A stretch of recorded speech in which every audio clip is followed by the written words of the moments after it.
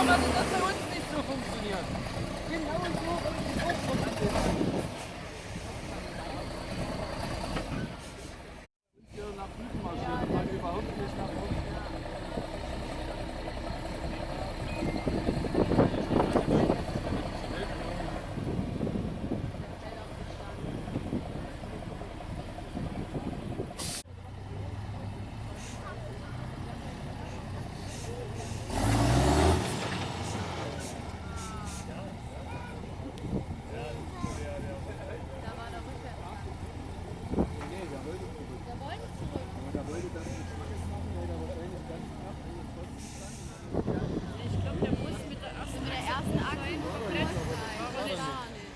Also es ist nicht gefahren. Du musst mit der ersten Achse komplett durch sein, dann kannst du brechen. Das hat sich ja werden, dass er eigentlich nicht ganz gefahren ist und wurde gewählt.